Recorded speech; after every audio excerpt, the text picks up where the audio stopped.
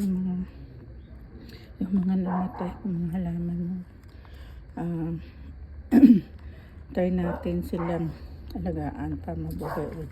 Ito guys, yung nasibabaw ng pepo. Ang hahaba, ang tataba, green na green yung bulaklak niya, namatay. Hindi ko na yata mas ano siya, mas survive. Yan, mga bagong tanim natin, buhay na. Yan guys. Yan, mga bagong tanim. Yan, marami tayong mga tanim dito sa likod.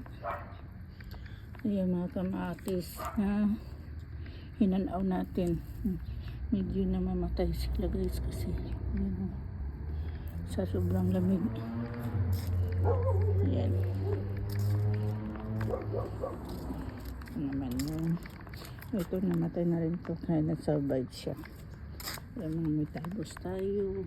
Yan, celery, sibuyas. Yan, yan, talbos. Hindi ko alam kung buka yan.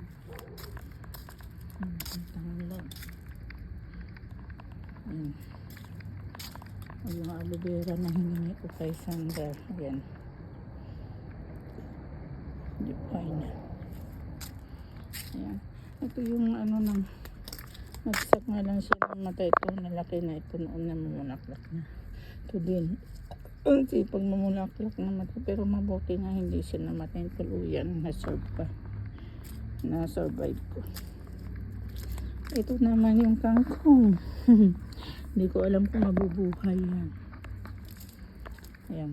Ayan, mga ano natin, mga bagong tanim. Ito naman yung patatas, nabuhay na siya. Yan, patatas. Ito yung celery ko. Ang dami kong celery guys dati. Namatay lahat. Ito, nanguha ko dun sa store na paborito namin. Ang dami kasi dun. Ayan. Nanguha ako. Ayan. Hindi ko alam kung mabuhay yan. Ayan, kamatis na.